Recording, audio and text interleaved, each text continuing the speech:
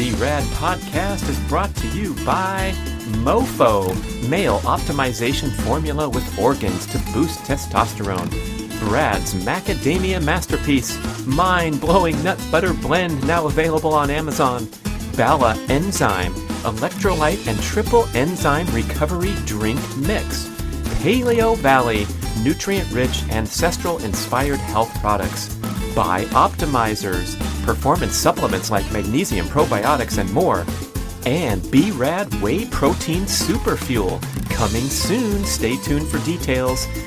And please visit bradkearns.com to check out my personal selection of favorite products for health, fitness, and peak performance with great discounts for listeners. And here we go with the show. Mindset practices, lifestyle, nutrition, and exercise, all four of those pillars, that's when the magic happened. That's when everything changed for me. Because when you fix your gut, then your neurotransmitters come alive. Now you're producing serotonin and dopamine, and now you feel like a human being and you're happy again. I ate a lot of food as a vegetarian vegan, and I kept eating and eating and eating. So it wasn't because I wasn't eating, quote, enough beans. I wasn't absorbing any of that protein to any meaningful capacity.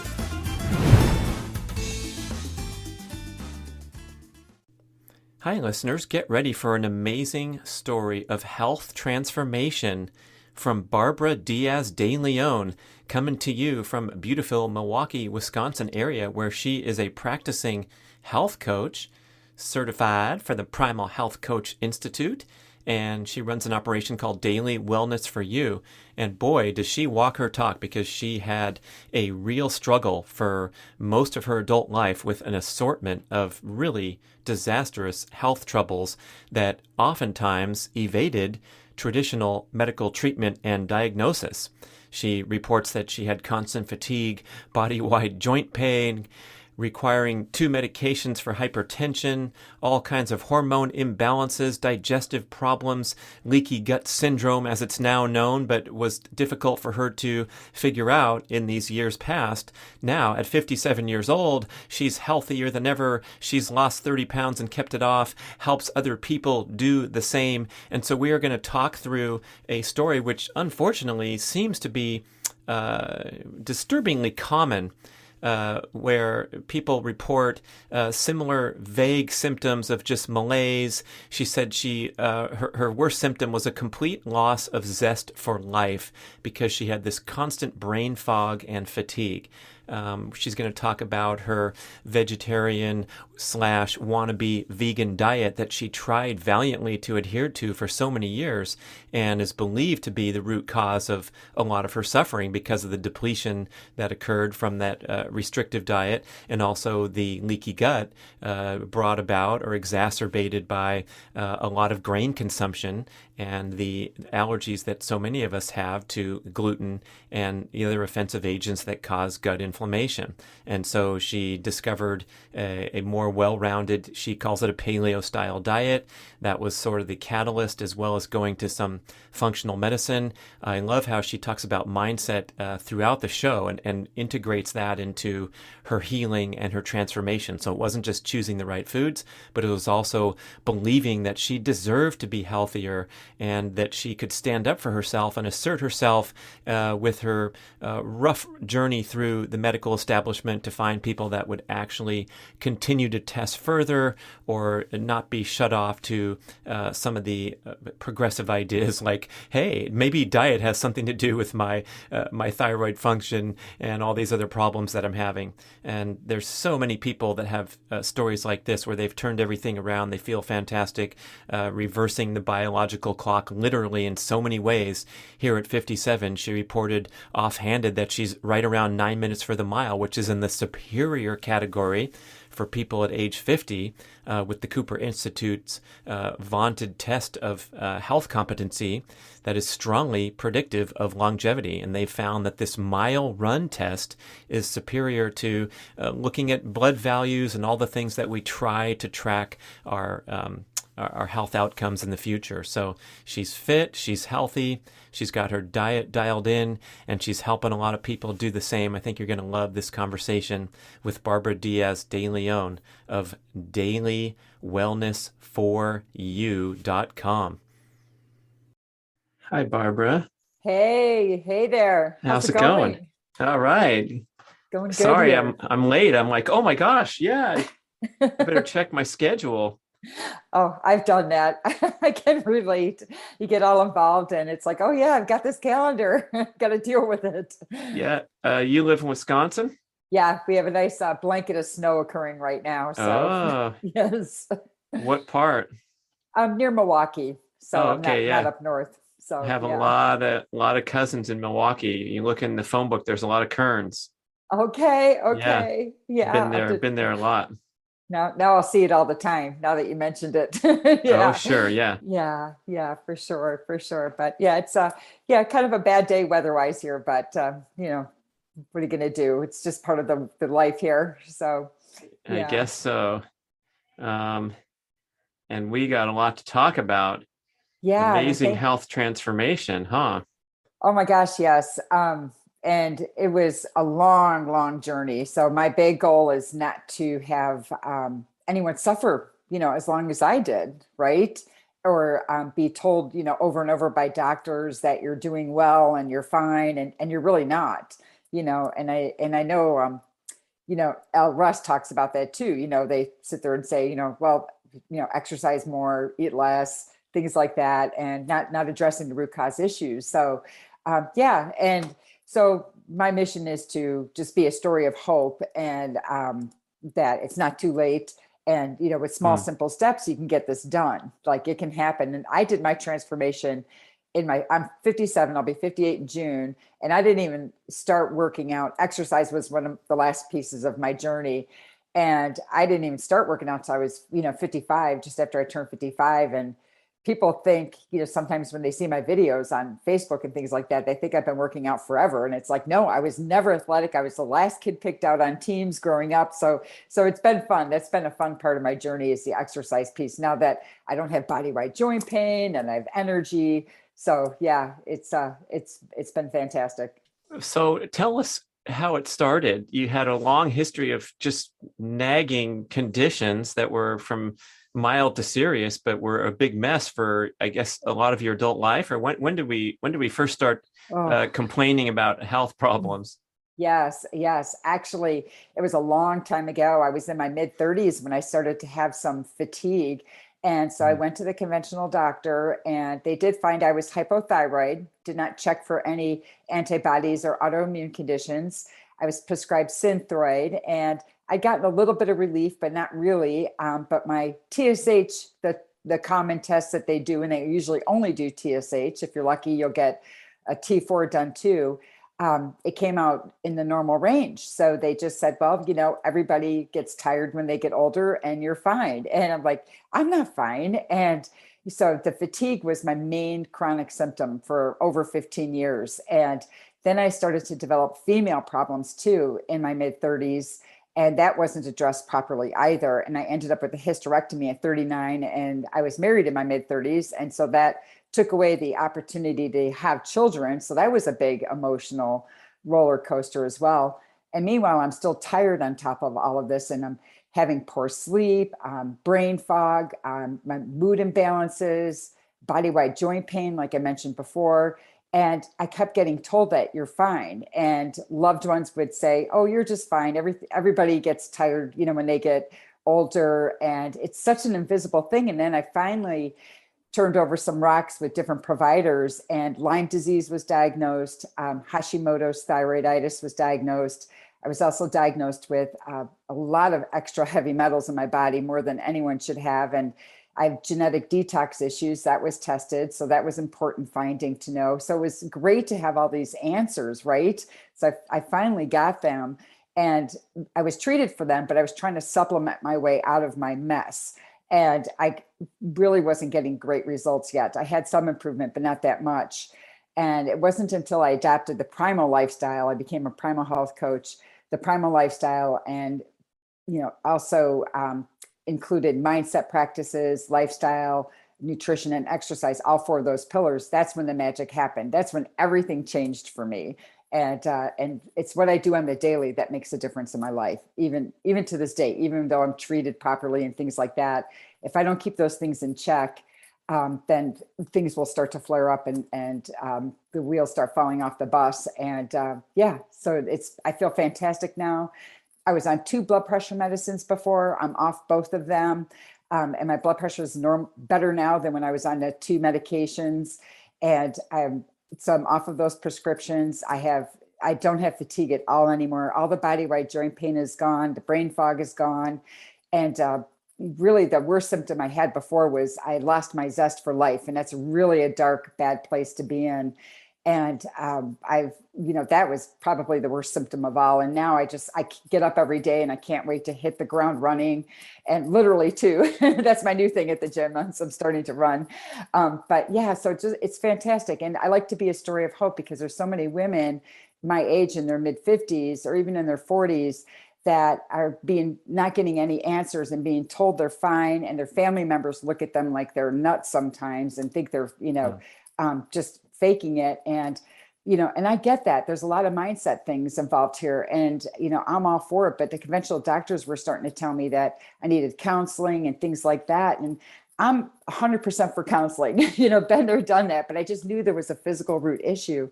So, actually there were several, it was not just one thing. So that's, my story. And that's why I'm pretty much a zealot now for anyone who will care to listen about my transformation. Well, this story seems so common, and these terms are bantered around. You hear a lot of people getting diagnosed with Hashimoto's and chronic fatigue and adrenal fatigue and autoimmune. And I'm just curious, why do you think it's so common? And how did you, in particular, start feeling these things in your 30s? Like, do you think it was strongly diet related, or how did you get into this mess? Yeah, I think, diet was a very big key for me. I was a vegetarian for many years, thinking I was serving my body well. And I was actually a pretty healthy vegetarian. I mean, I ate some junk food here and there, but I had salads every day, tons of oatmeal, lots of whole wheat products, all of that. And that was a disaster for me. That was a disaster for my autoimmune conditions. And I know that can work for some people, and I know we're all different, but it did not serve me well. And I actually probably half of that time I was vegan because I always strive to be vegan, and I just couldn't get myself to do it. And I think that was my body's innate, intuition to say, don't do that. You need eggs, you need some, animal products in your life. So that was a big transition for me. And the second piece of that would be stress management and lifestyle, not putting enough attention on those kinds of things. And of course, with the fatigue, I wasn't moving at all. Like, I had no exercise in my life. And when I first started at the gym, I could hardly get up off the floor.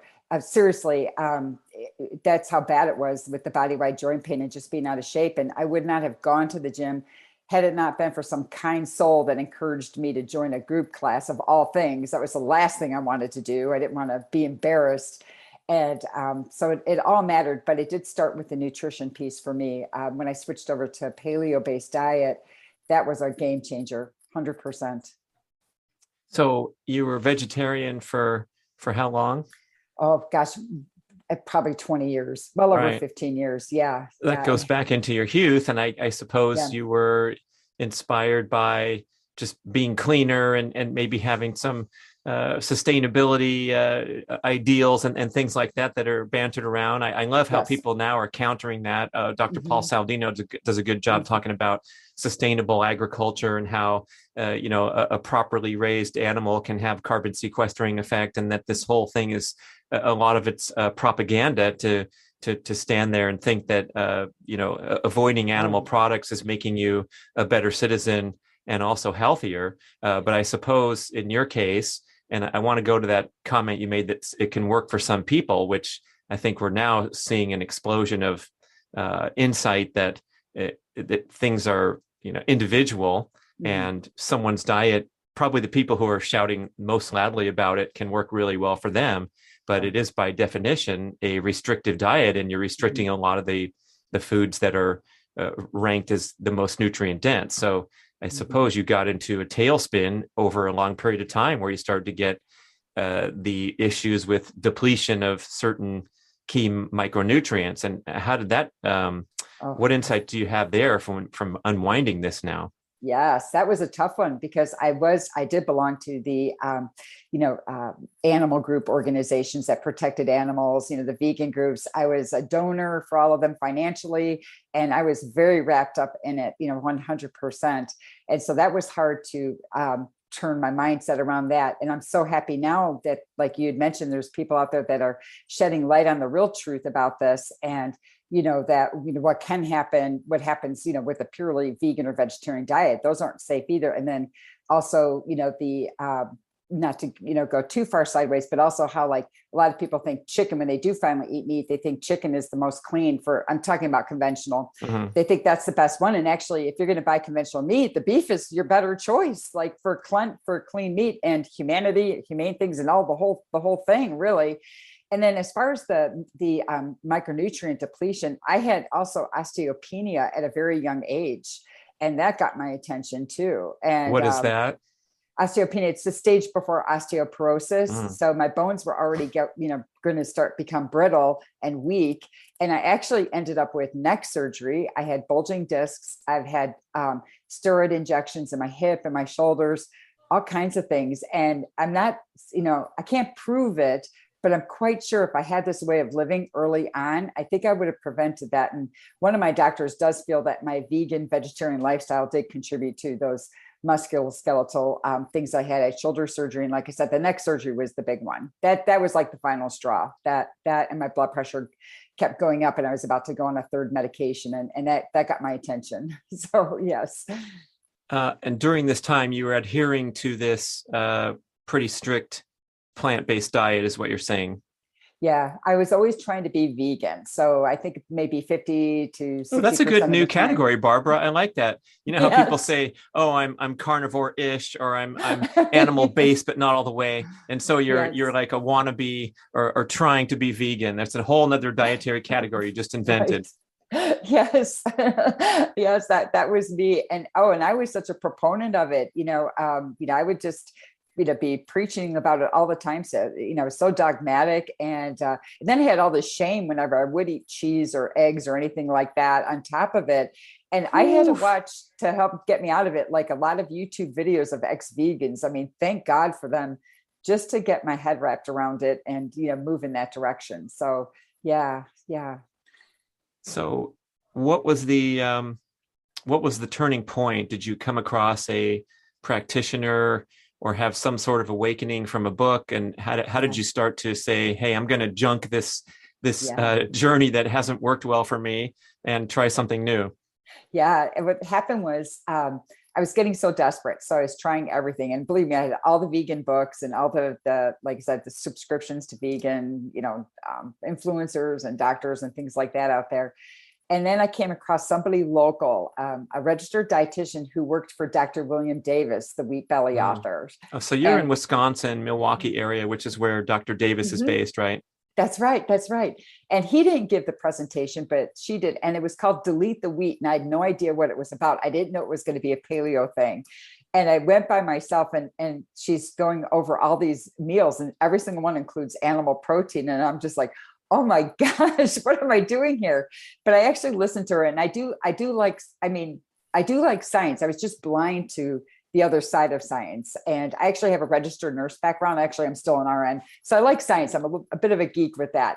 So I listened to her. She did a great job of explaining things in nice, simple terms.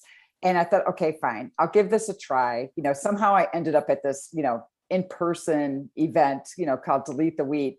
And I tried, so I went home, I bought some ground beef. Of all things, ground beef was my first entry. I think my body knew it needed it. And I made a taco salad, and it tasted fantastic. and I had no problem digesting it, because I know that's a big thing. A lot of vegetarians will say, like, you can't digest the food. Thankfully, I didn't wreck everything with my hydrochloric acid yet, I guess. But it went down, it was fine. But there was a lot of emotional, mental piece. Like I would talk myself out of it sometimes, and, go back to eating all the grains and things like that. But I always felt better when I ate the paleo-based diet. And so I'm so thankful for that in-person event that I randomly went to and had no idea it was going to be, that kind of an event. And so that was the first step towards entering into this lifestyle that I have now. Yeah. Wow, the describing of deprogramming those fixed and rigid beliefs is pretty heavy, because I think we all harbor those. And when something comes to challenge them, it's very, very difficult, whether it's changing your political party or your views on whether these silly masks are saving the planet or a violation of personal freedom. And I don't talk about those things on my shows on purpose, because I want to focus on our important topics. But these are great examples that are floating around now where, boy, you stuck to your path for so long that it's, and of course you did it for reasons of health and for of self-optimization, and now to knock those blocks over is a really tough challenge. I mean, I guess you were slapped in the face by feeling better after your ground beef. It's hard to ignore the symptoms, especially when you're going in there dragging your feet and saying, oh gee, I'm going to try this, but it's probably not going to work, or whatever's going on in your head. Yeah. Yeah. And it's amazing now, with the views on it, it does get intense, the dietary things, even just within family members. I have to learn, especially since I'm such a zealot and my family members have seen my change in friends, but you can just see the veil over their eyes, like, oh, they have so much fat in it, or, that I don't eat red meat that often. And I'm very careful, because I can tell, I've learned the hard way, that they're not ready for a conversation. And I don't want to have waste their time or my time, or get into an argument over it, because they're pretty set. But a lot of my clients, though, or people family and friends who do ask me, want to have a meaningful conversation with me about my transformation, it's usually because they're at a down and out place, and they're willing. So same as me, I was down and out, and I was just starting to become open to anything. I just was desperate. So I'm always thankful about that. So I'm always trying to learn how I can best gently approach the subject if I think someone's suffering, because I hate to see it. I see people randomly at the store or wherever, and I know they're my age, and they look completely different than me, and they're just dragging, their eyes are lifeless.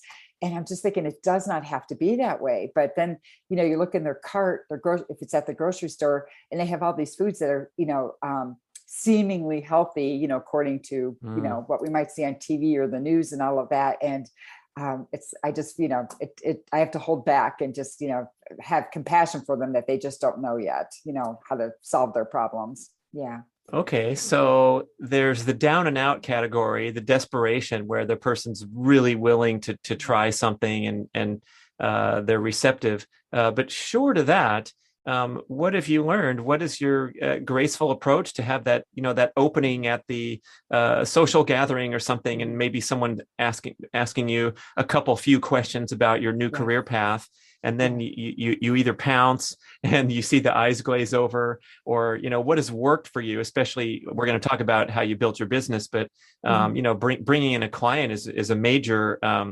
accomplishment, because again, it's people have difficulty departing from their fixed habits. Yeah. So if it's at the dinner table at a family event, usually I try to go with what I call permission-based conversation, because I used to just say, here's the meal plan, and I would send it to them, and I would just basically shove the information down them. Here, I thought you would, I thought this might be of interest, and I'd send them a PDF, or I'll start talking about it. So now I'll ask them, would you like to know what I eat in a day, or would you like to know what my routine is, for the morning, or whatever it may be. So it's more permission-based, and I ask them if they would like to know.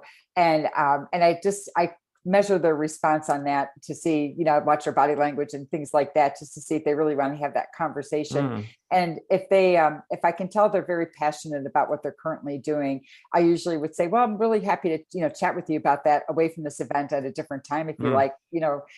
There's a lot to say, about the subject. So I'm very, very, permission-based. Like I asked them, would you like to know more? Would you like to know more about my transformation? Would you like to know, more about, would you like to know more about my incredible, fantastic transformation? Yes. Look at me. Well, also, you change your physique significantly. So I think that's a pretty good business card, right? Tell us about that. Yeah. Yeah. That had changed a lot. And I love that part I love all the parts about my transformation, but especially because I always say women who are older, can't gain muscle and things like that. And I've followed Dr. Gabrielle Lyons, and I understand now how important muscle is. And she was very integral as far as people who I followed when I started on this journey too. And, it's so important. And I had no muscle before. And like I said, I never worked out. I was never, even as a child, I never was athletic.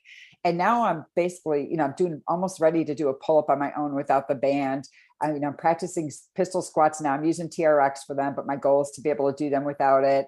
And now I'm just starting to do some things, some running. It's brand new for me.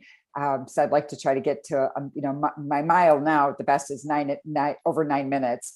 But just to show like you can do it. And that's another thing. I used to be very introvert. I wouldn't show anything on Facebook now, but now I do it not so much as not for bragging and to say, hey, look at me, but it's more of a message of you can do this too. Like if you would like to do that. In fact, I had someone reach out to me this morning and we had a conversation, texting conversation about it. She wanted to know more. She goes, boy, she's about my age. She's like, you're ripped. And so she was open to the conversation. And so I asked her, would you like to know what I do or what I eat and things like that. And she was open to it. And so I'm really hoping that she'll, make some changes. And I think she will. So that is, definitely something that shocks a lot of people when, they said, especially people who knew me before, people who meet me now think I've always been fit. And it's like, no, that wasn't the case at all. I was an inflammatory mess, and plus I injured easily, so I had to be really careful. I started off very slow. I didn't dive in. I mean, sometimes with the bicep stuff, it was no weights, with some of the movements. So, or a 2-pound weight. That's it. So yeah, so I do that to be a message of hope and that anything is possible. So yeah. So you became this hot, inflamed mess over years of you're talking a lot about diet. Is there anything else that you feel like was adverse lifestyle practices that contributed to this demise and these conditions? Yeah, mindset was huge. There was a lot of mindset work on my end in terms of, sense of worthiness, not feeling I deserve it. And just the world we live in is so negative, right? And I think we're just inherently negative as a protective thing, a primitive thing, just to keep us safe from the enemy tribe, if you will. But we have so much of it now, and then toss on top of it dings and all that on our phones, everything's an emergency or now. And I worked in the corporate world for many years. And, that was always, you're overworked and, it's a lean staff. They're always pushing the envelope with that. And so it's just like, the mindset I had was so negative all the time. And that really made a huge difference for me. I wish I would have put mindset practice in earlier on, like in the beginning. I think that would have helped me with my journey, for sure, because then I would start to have the shame. Like if I would eat the meat, like I said, that was a process. So sometimes I'd be like, oh, I shouldn't have done that. And I would go vegan for a couple of weeks just because I had so much shame about it.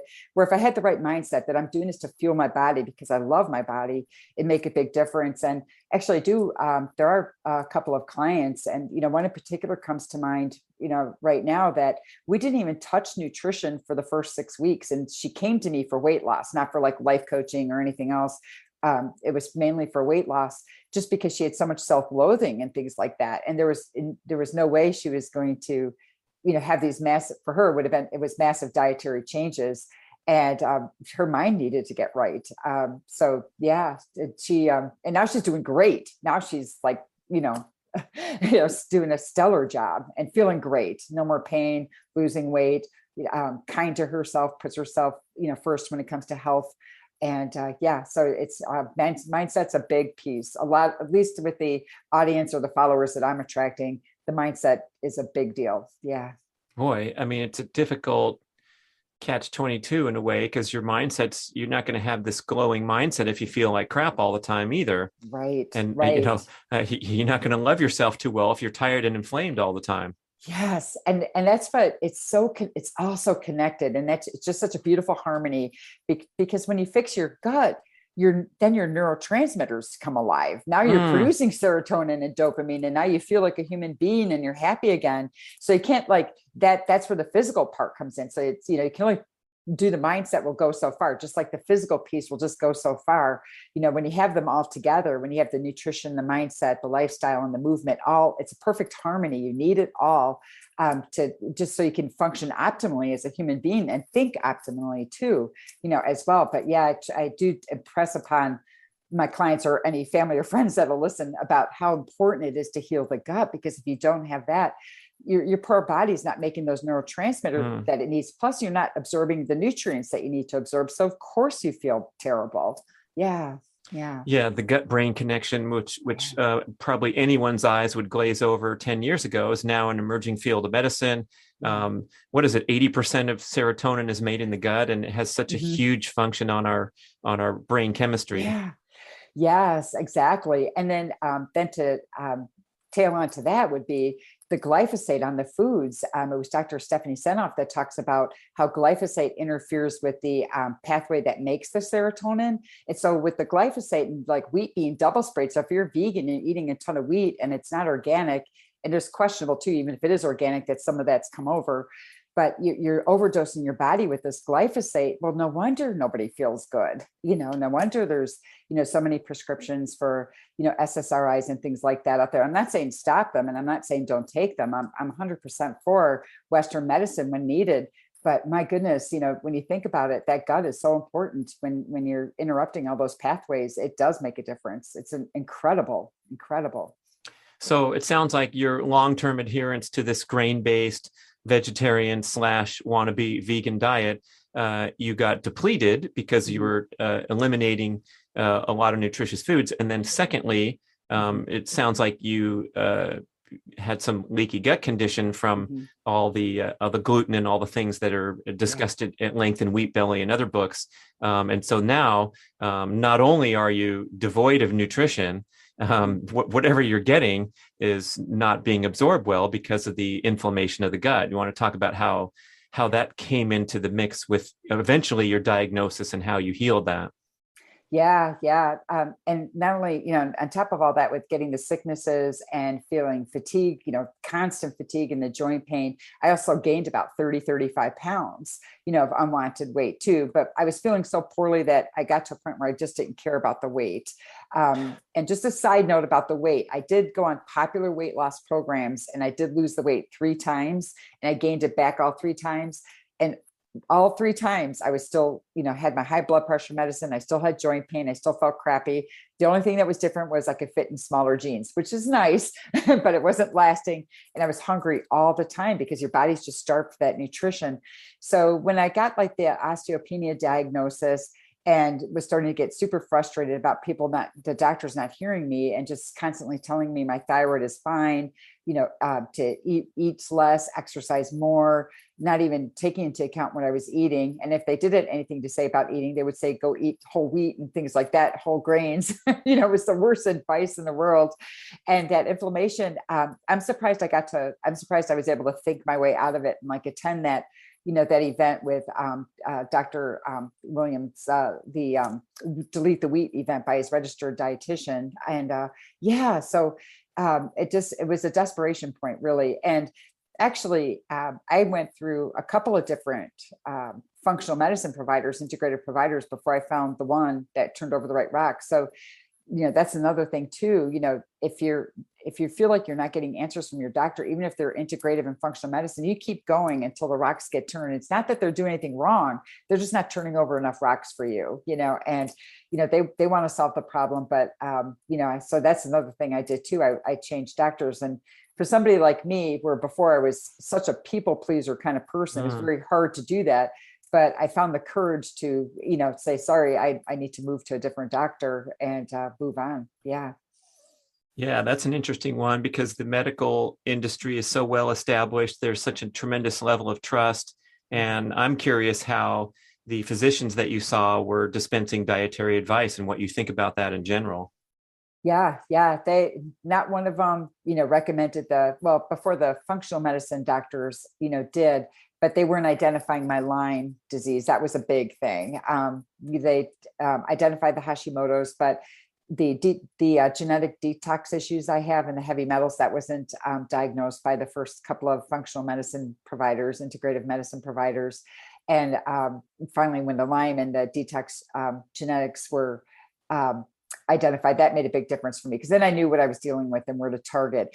But before that, the conventional medicine doctors would basically say, don't eat, red meat, if at all, eat, whole grains, oatmeal is fine. And I was always hungry, on that diet too. And it didn't matter how many beans or anything I ate, I was never satisfied. And I think all those years where I didn't have fat, and it's amazing how well my body does with fat. And I'm not keto because I tend to like a lot of carbs. I work out hard too. So I ate a lot of carbs and I just like blueberries and stuff. I'll just say it. I like my complex carbs, but my non-processed carbs, I should say. But, it was never any, advice. And then they would say, I remember even at the first appointment, I was 33, and the doctor saying, well, we all get tired when we're older. And it's like, 33 years old. Are you kidding?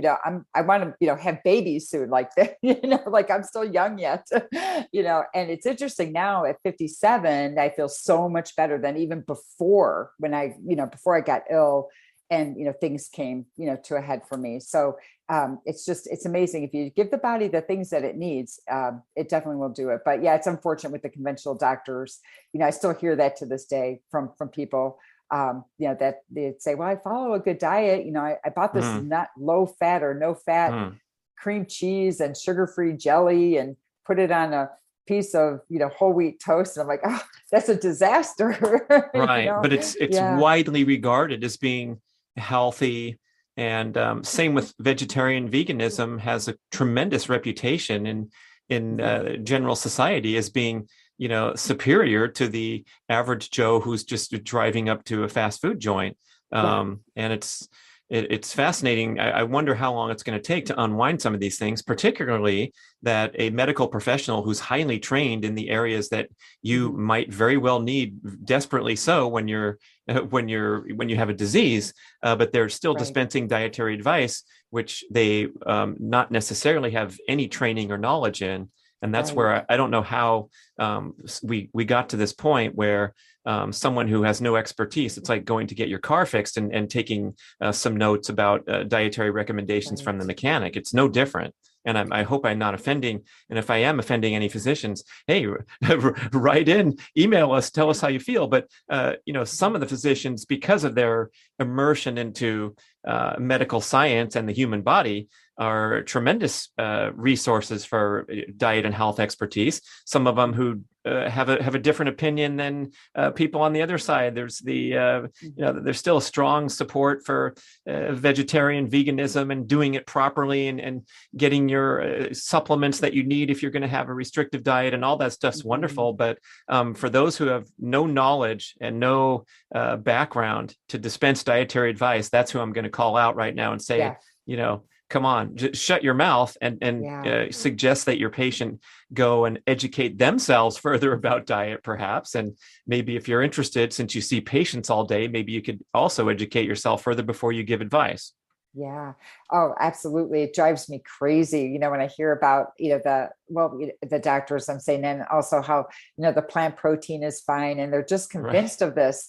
And, and it's like the proof is, just look at the people just following even a paleo diet. There's countless people worldwide that have gotten off diabetes medicine, blood pressure medicines, and, all kinds of things. And they're doing fantastic. And it's many blessings to the doctors that have taken the time to educate themselves beyond medical school and residency.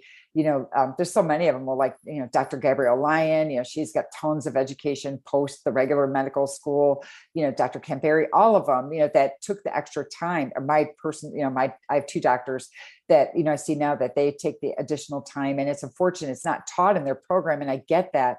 But like you said, if you don't know it, don't dispense it. Like, don't dispense that as a prescription, food advice, for sure. No, absolutely. And another one too, is that, and I had high blood pressure and, was on, like I said, 2 medications for it, just to keep it at high normal. And another thing is the salt thing, when they say decrease your salt. And isn't it like, there's just like a small percent of people, per the author of the Salt Fix, that are salt sensitive, that where it truly does affect their blood pressure. So why would you tell everybody that when it only affects a small percent of people, when they have that genetic, propensity, for salt to bother them? And so that was another thing too. I'd starved myself of salt, of all my minerals. And I wonder if my, hair wouldn't grow, my nails, and just, well, I had osteopenia, like I mentioned. So that was another necessary component, added back in my life. And now I salt everything pretty liberally, and I do really well. Yeah. Right. I think a lot of this information is 30, 40, 50 years old, and it's what was known back then and is still printed in the textbooks or the rigid, straightforward education that's dispensed that takes so long to evolve. And so when we're saying cut back on your eggs because your cholesterol is too high, that's what was believed in the rudimentary research from 50 years ago. Yeah. And now we know that you manufacture whatever cholesterol you need, and your dietary cholesterol has no association with blood cholesterol, per the Framingham study, the longest and largest, most respected epidemiological study of all time. But if that's kind of causing someone to blank over, back to our context, find another doctor if you make some quips like that, and they get shot down. But I like some of your quick comments. I want to ask you more about why is the chicken ranked below the beef when we're talking about the health consequence of eating meat, and then second, what about these plant proteins and how they compare to a complete protein from an animal source? Right. Well, first of all, my understanding is that all beef, even conventional beef, that they do, the cattle do have time outside. So right there, they have some time outside. So the fresh air and sunshine, just like for people, it's very necessary, and it makes a difference, for you for sure. So they do have that time. And then also, one cattle can produce a lot of meat. One, cow can, where chickens are, I have a hard time watching them, but I saw a documentary about that, and I only watched a few pieces of it, but where they're just cramped together. They're not, fed right at all, where at least the cattle, like I said, they do have some natural part of their life is semi-natural, where the chickens, it's totally not. And chickens are, they eat grubs and worms and things like that. They're certainly not vegetarians. Oh, and that drives me crazy when I see eggs at the store and they say, vegetarian fed. I'm like, stay away from those at all costs. It's not a good egg. So, but yeah, they're, cramped together, and they're not, they're definitely not getting anything that would mirror what they would do if they were natural, out in the world or out in the farm, wherever. And as far as plant protein goes, the absorption rate, well, first of all, I can't remember the amino acid. Dr. Barbara DeLeon is really good with this stuff. She's, of course, the expert. But, there's a certain, I think it's lysine. It's very tough to get from the plant proteins. And then also, if you are going the plant protein route, to get the amount of the certain amino acids that you need, you would need a ton of beans, like a lot. And then let's think about like what happens to the rest of your body when you're doing that, like the blood sugar consequence and things like that, if you did manage to eat all of these beans. And I know she's got a really good chart comparing like what an adequate protein source is. And then there's a question of, even if you're going to absorb them, with lectins and things like that in the way, you might not absorb them at all. And that's my case, because I actually, I ate a lot of food as a vegetarian vegan, and I kept, eating and eating and eating. So it wasn't because I wasn't eating, quote, enough beans. I wasn't absorbing any of that protein to any meaningful capacity. No. Yeah, much more difficult to absorb. I think Paul Saudino had a quip about you're eating the plant, or you can eat the animal that ate those plants and digested them and converted them into a perfectly formed protein with the same biological machinery as the human. So you're just kind of going up the food chain to get a higher quality protein when we're comparing plant proteins to an animal-based protein.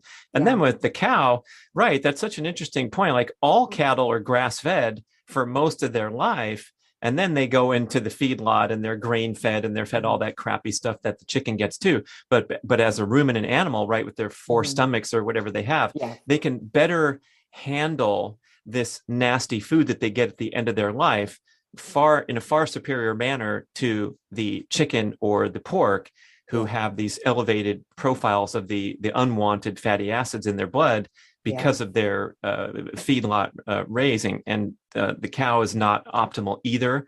but you're much more Mhm. protected from those adverse nutritional profiles when you're choosing meat. And then if Yeah. you're choosing grass-fed or 100% grass-fed, if you can find it, or Mhm. an alternative animal like the buffalo, the bison, Mhm. and some of that less popular stuff, then you're doing really well. But that's an interesting one to kind of correct when people are saying, well, I don't eat red meat.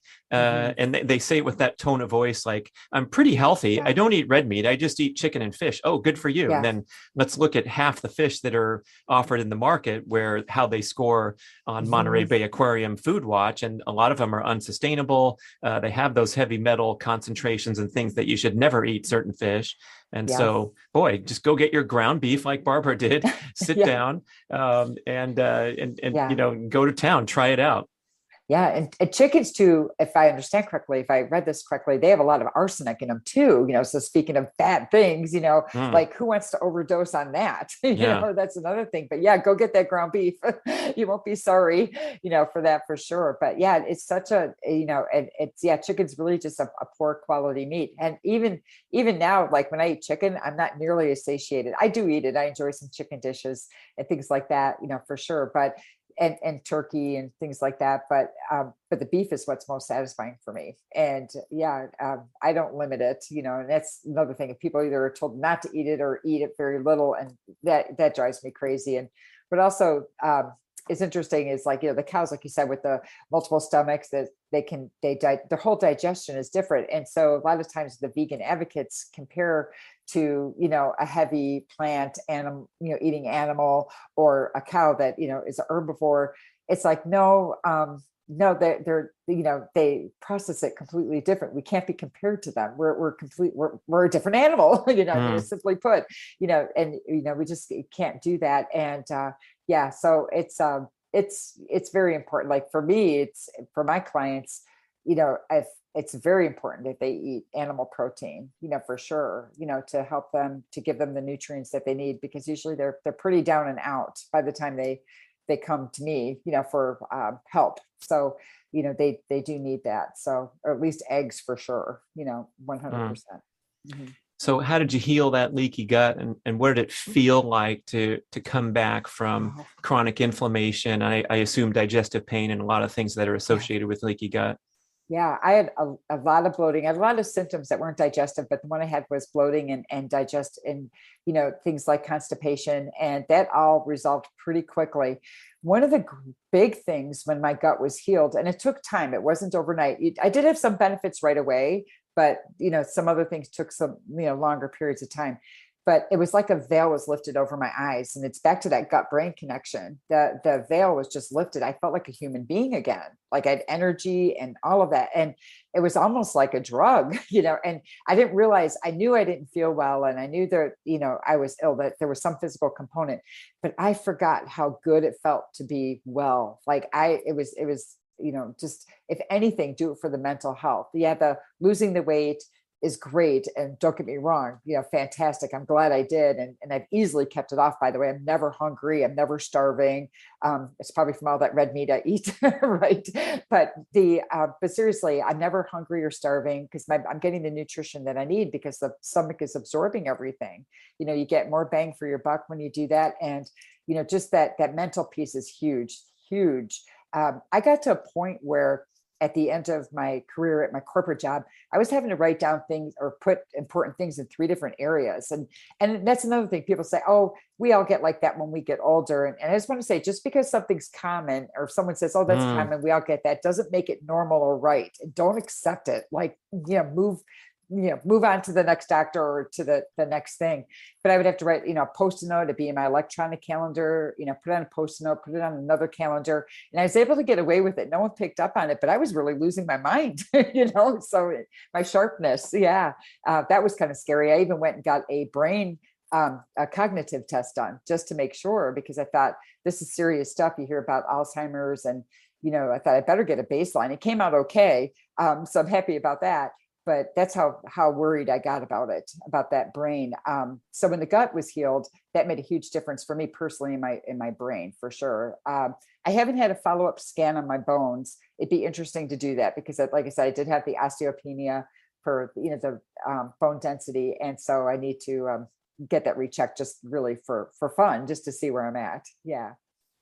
So the exercise didn't come in until quite a ways down the Mhm. road of your healing. Tell us how that slotted in there. Yeah. Well, in the brain, the pathways that you set in your brain are so solid, really. So I had this fatigue brain. So I got used to not moving and not doing anything. Mm, It was easy to sit on the couch. And even though I was healed, it was easy to get dopamine hits and things like that from watching Netflix or whatever. And, scrolling social media, things like that. So I knew I needed to move around, and I was feeling up for it because I had the nutrition dialed in, the lifestyle was better, and like, this is time for me to start moving in. But I was afraid of getting injured because I had the neck surgery with the disc fusion and mm. the shoulder surgery and cortisone injections in my hip. So I was afraid to move, really. And it's like I said, one friend, nice, kind soul, encouraged me to go to the gym with her, literally walk me through the door, with that. And I was blessed with a place that they do a lot of modifications for you. So if you don't have to be, if when you do a group class, they'll challenge you, but then if you don't need to be challenged, they'll give you what you need. And so I did that. And the trainer that I did some personal training just to make sure I did things correctly. He had a physical therapy background. He wasn't a physical therapist, but an assistant. So he was very, keen on me doing the exercises right. He was very, honed in on that. Mm. So I was blessed with that. And I just started slow. And I just if I would start to hurt something, I would just give it time. Like, I didn't rush back into it. And I was a bit impatient at first because it was a bit of a grind at first. I was getting, a bit impatient, like, gosh, why can't I do that? Like, why can't I do that? But if you just stay with it, those small steps, and that's another thing with all of those things with healthy habits, if anything, start with small steps and build Mm. up over time. And for me with exercise, it was safe to do it that way, and it was effective. And now, I do all kinds of things, at the gym. It's amazing. It's just amazing. I can't believe it sometimes myself, and I enjoy it. Now it's a new fun thing for me. I never thought I would say that ever in my life, that I enjoy fitness and that I Mm. have certain goals now, and, that are fitness related. So yeah. Yeah, you have to break through when it's difficult and frustrating and probably fatiguing when you first start out, Mhm. and then get to that point where it's invigorating. What kind of stuff do you do? What's your schedule like? Yeah. Well, currently I do group class 4 days a week. And the reason why I like the group class is because, well, first of all, they design them really well. You can modify as needed within the classes. And the gym I go to, the trainers all get together, the coaches, and they come up with the plan for the group classes the next week. So it's not just one person, it's a lot of, a few different people that are designing them. And then also I sometimes have a bit of a lazy brain, so I don't have to think, I just do. And so that's kind of nice too. I've been kind of guilty of that all along, truth be told, with my fitness journey. I get a little lazy and like, what was that exercise called again? What's that called again? And anyway, I have something to say about that in a minute, but so I do group classes, and they're different themes. Like, one's base, which is general, one's build, which I love, it's building the muscles, of course. And then one is burn. So I do 2 burns a week, in a build and a base. And then also I do pull-up practice. And right now I'm working on lower body because that's been more of a, I don't want to say weakness, but I've neglected it. My upper body's fine. I just need to maintain that. But I was doing a lot of upper body work before. I love the weights. I love that stuff. Endurance or the aerobic stuff I'm still working on. I tend to, I don't want to say I tire out easy, but I've been so focused on the weightlifting, I kind of let the other things go. So I do like to mix it up with a little bit of everything. I don't want to be just stuck on, one area. And that's what those classes help me with, that, because they actually force my hand to do different things. So yeah. Yeah. Well, geez, you said you're near a 9-minute mile, which is spectacular. At your age, the Cooper Institute has wonderful data asserting that one's time in the mile run at age 50 is strongly predictive of their longevity and their health Oh, wow. span, Wow. and their chances of living, feeling healthy and strong to age 80. And the superior category at age 50 is sub 9 for the female and sub 8 for the male. And then it goes to in the needs to improve category, and then in the the danger category would be like worse than 13 minutes, worse than 12 minutes for a male at age 50. So you're past Nice. that mark, and you're probably in the superior category if you're under 10. And Yeah. it's really interesting to note that this is rated as better than blood panels to predict someone's, future. And there's also similar research with squat competency, push-up competency. There's a great study with firefighters. Grip strength is strongly correlated with longevity. There's a great study out of Hawaii. And so if you're getting in and putting work in, it's contributing as good as anything else to all those goals that we have to, age gracefully. Gosh, I love those numbers. I did not know about any of that. That's fantastic. And my whole goal is to do reverse and aging, because I aged not just aesthetically, but physiologically so much from all those years of illness. So now I'm in this big thing of, I'm not in denial. I actually think it's fun. The older I get, the more I do, it's kind of a fun internal competition with myself, and like I turned 58 in June. So I'm like, I'd want to do this, this, and this by the time I'm 58. So it's an internal competition, but those numbers are fantastic. Like I had no idea about that. That's excellent. That's something to shoot for sure. Yeah, absolutely. Yeah. Just, I have to, gosh, I love that. That's so good. And speaking of fitness, I do want to, because I mentioned before, I have a bit of a lazy brain with the fitness. I kind of just follow along and I really need to be a bit more sharp about that. So I do want to look at getting a fitness certification. And I heard on one of your podcasts that you're coming up with one. So I am going to hold off. Get ready, people. Get ready. The Primal Fitness certification is coming soon. It's very comprehensive. It's an incredibly diverse, type of content where we're not just talking about how to lift the weights in the gym, but we're integrating all manner of healthy living and lifestyle practices. So I think you and the other coaches and people interested in fitness are going to love it. So you started feeling better. You lost your 30 pounds, kept it off, your life turned around. And then tell us about how you got into the business of helping others. Yeah. Well, I've always, I've always liked helping people. And then when I was a clinic nurse, when I worked on the clinic side of things, in the hospital, a clinician side of things, I didn't care for it. And I got out of the clinic side of things pretty early on without knowing that that deep down, I was more into integrative, get to root cause. And I just remember just hanging, these IV antibiotics over and over for like these young people that were just not getting any better. It was so discouraging.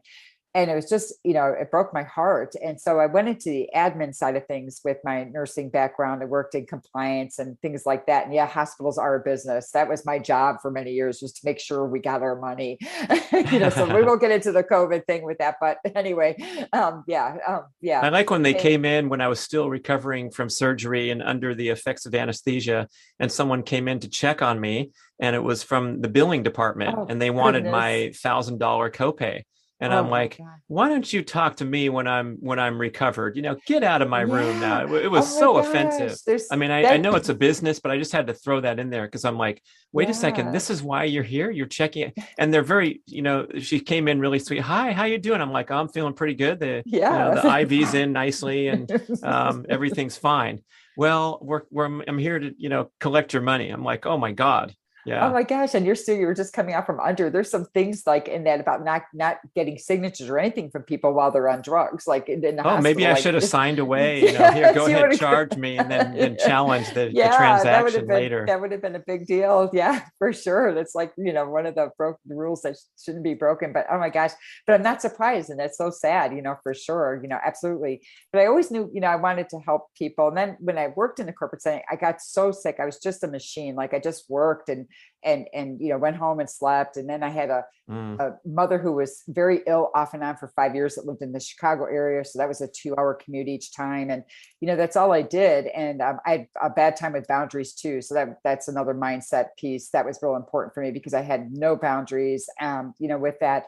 But what the beauty is with the health coaching is I'm back to where I can help people and really help them, at the level where, they can definitely make improvements in their life and not be a Band-Aid, and of course I had my own transformation. So I am like a triple zealot when it comes to this stuff, and especially, people who are really down and out and lost hope. So those are the people who I want to reach. I really have a passion for people not suffering for 15, 20 years like I did, at all. Like, let's narrow that window. That would be good. Yeah. You don't have Yeah. to lose your life, because now, yeah, I'm enjoying my life, and I'm quote making up for lost time. Like I said, I'm in a race against myself all the time with things, trying to reverse that aging, that accelerated aging that occurred.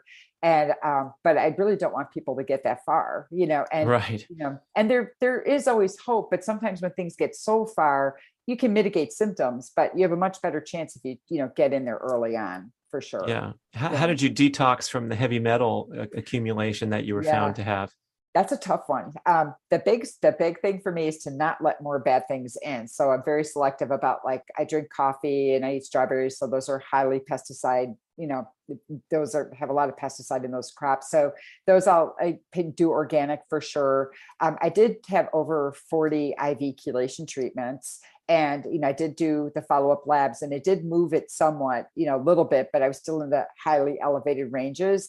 So and that can be really tough on your kidneys. And so my thing for detox now would be more things like activated charcoal. That's a big one, for me, for sure. And mostly not letting more in. I just don't get rid of the metals like a regular person. I know we all have metals in our body. I'm just not excreting them like other people. So the heavy metals, I will probably go back into the IV stuff again. They would give me like IV glutathione and B12 to help me along, because it was really rough on my body and I would get really tired. And when I was first doing that, that was in the early stages of my transformation. So I was still tired, with that. And I'm doing it under the care of a physician who knows what she's doing, with this stuff. So it's totally safe, for me.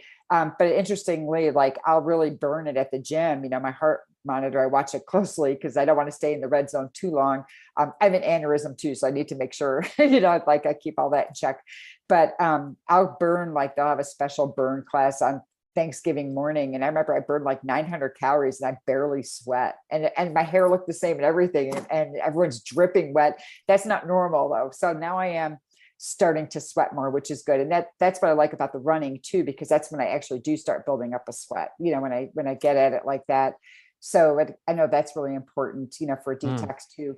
I wanted to do infrared sauna, but I'm not sure about having the titanium in my neck now, and I can't find an answer about that. If that would get too hot near my spinal cord. I know that's a strange thing. Wow, I'd never heard of that. But I'm just worried about that. So I am going to look at the red light therapy as the next tool, because this will be an ongoing thing for me. So I do need to keep up with that. The longer we live, the more metals we're going to get in our body. And for me, it's just more so than a person who doesn't have those genetic detox issues. Yeah. So when you have a client, I assume mostly or entirely remote, where you're working with them from different cities, and how does that relationship work?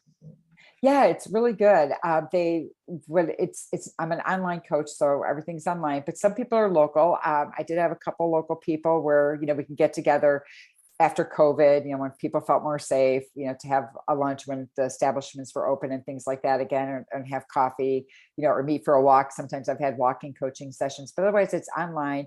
And what it is I generally do 12-week programs. I don't do the short programs anymore. I used to, and I just feel like true transformation does take time. And I'm not against 21-day programs. They're great kickstarts and things like that. But I really want to be with somebody to get them really going on those habits and get them established. So 12-week is my minimum. And then I have retention clients too that will stay on. If someone has over 100 pounds to lose or over 60 pounds of weight to lose and a lot of other issues, it's a slow going process. And losing weight the right way, of course, it's going to be slower. It's going to be, lasting, that's the good part of it, but it'll be slower. And just to get those habits ingrained, because the wheels do fall off the bus. Most of my clients are very busy. They have no time to spare. They're moms, grandmoms with full-time, executive jobs, and just busy all the time, with that. But we do meet once a week, whether it's on Zoom, a call, however they want to do it. We have a check-in once a week for every week of the 12 weeks. And then I do have an app. It's not my own app that I created. It's one I subscribe to that has healthy habits in it. We design the healthy habits, customize them to that particular client. And decide also what the non-negotiables are going to be, because sometimes the wheels fall off the bus. Well, they're guaranteed to. At some point they're going to. And that's the whole point of learning how to still maintain a healthy lifestyle while you're going through all the bad stuff that's going to come up, in your life for sure. And so you just need to keep that momentum, pick a few things that are non-negotiable. And then we do text check-ins daily, especially for the beginning clients. So that way my fingers always on the pulse, if you will, and it does make a difference to have someone that is watching in a non-judgmental way. I had a client that did just recently, she did the 12-week program and came back, to resume. She said she just needs the accountability, and it's not a bad thing. Like, it doesn't make you like a less of a strong person or anything. It just, our brains are powerful and society's powerful. Like, it's easy to gravitate. Like, it took me a long time to walk in the grocery store. They have all the bakery goods right there. I used to be a sugar addict too. Plus I was so tired. So the sugar would give me that 2 minutes of energy. I would buy that stuff and eat it like on the way home and throw the garbage away before I walked in the house, so no one knew I had it, things like that. So I know that takes a long time, to get over. So there's no, guilt or shame in someone needing to spend more than 12 weeks, for sure. This is a life-changing journey, really. And so it's like 3 months to get the habit set down, and then 3 additional months for it to become a lifestyle is generally speaking. Yeah. I love it. And you've been through it. So the client has instant comfort and openness with you. It's great. It's amazing what you're doing. Tell us how we can connect further with you and learn more about your operation. Yeah, absolutely. Well, my website is dailywellnessforyou.com. And you can reach me through there. There's a good way to connect with me. Just, the contact button on that webpage. Or I'm on Facebook just with my name, Barbara Diaz DeLeon. I think there's just a few of us in this world. I'm probably the only blonde one, maybe. I don't know. Anyway, that's my husband's last name, not mine. And then also I have a group, a Facebook group that's pretty active called Primal and Pink. And right now I'm doing the challenge right now with the ladies. That one's for ladies only. I tend to work with women, but so that group that I have is for the ladies. But probably the best way would be dailywellnessforyou.com. And I can get a 7-day meal plan from there that comes automatically with subscribing to my email. And and I'm happy to chat anytime. I do a lot of discovery calls and things like that, as a courtesy, without charging, just to get people on the right path. Find out nothing to lose, people. Yeah, good right. Stuff. Yeah. Barbara Diaz DeLeon, thank you so much for spending time with us and talking us through your amazing journey. Keep up the good work. And if anyone scoffed when she's talking about trying to reverse the aging, by almost every literal biological definition, you are younger and healthier than that person who was suffering at age 30, 37, 38. Yeah. It's fantastic. And you can keep going, keep carrying the torch for anti-aging. Oh, well, thank you so much for that. Thank you for having me on your show. Thank you. Thanks for listening, everyone. Dun, dun, dun, dun, dun, dun. Thank you for listening to the show. I love sharing the experience with you and greatly appreciate your support. Please email podcast@bradventures.com with feedback, suggestions, and questions for the Q&A shows. Subscribe to our email list at bradkearns.com for a weekly blast about the published episodes and a wonderful bi-monthly newsletter edition with informative articles and practical tips for all aspects of healthy living. You can also download several awesome free ebooks when you subscribe to the email list. And if you could go to the trouble to leave a 5 or 5-star review with Apple Podcasts or wherever else you listen to the shows, that would be super incredibly awesome. It helps raise the profile of the B.rad podcast and attract new listeners. And did you know that you can share a show with a friend or loved one by just hitting a few buttons in your player and firing off a text message? My awesome podcast player called Overcast allows you to actually record a soundbite excerpt from the episode you're listening to and fire it off with a quick text message. Thank you so much for spreading the word. And remember, be rad.